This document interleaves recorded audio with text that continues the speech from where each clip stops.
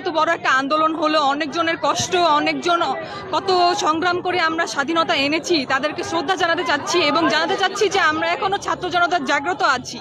আমরা এখনো জাগ্রত আছি যেন আমাদের দেশে আর কোনো ফ্যাসিবাদী না হয়, তারা যেন কখনো সাহস না করে আমাদের দেশে ফিরে আসার। তার জন্য আমরা সেটা জানানোর জন্য আমরা এখানে জাগ্রত আছি, জানানোর জন্য আমরা জড়ো হয়েছি। আমাদের যতজন নিহত হয়েছে, মানে আমাদের শহীদ ভাই বোন, তাদেরকে শ্রদ্ধা দেওয়ার জন্য এবং যারা আহত আছে এখনো কষ্ট করছে তাদেরকে শ্রদ্ধা জানানোর জন্য আমরা আজকে এখানে জড়ো হয়েছি। এখানে সবাই স্বাধীন হয়, যে যার মতামত জানাতে পারে, সেখানে সবাই খুশি থাকতে পারে, তেমন একটা দেশই চাচ্ছি যেখানে সবাই একত্র আছি। সেই দেশটাই তেমন একটা দেশ আমরা গড়ে তুলতে চাই। 1 মাস আগে যেরকম বাক স্বাধীনতা ছিল, এখন কিরকম বাক স্বাধীনতা আছে বলে আপনি মনে করেন? এখন আমাদের বাক স্বাধীনতা আছে, এখন আমরা অনেক প্রশ্ন তুলতে পারছি, এখন আমরা আমাদের নিজেদের মতামত জানাতে চাচ্ছি, যেটা আমরা আগে জানাতে পারতাম না, এখন আমরা সেগুলো জানাতে পারছি।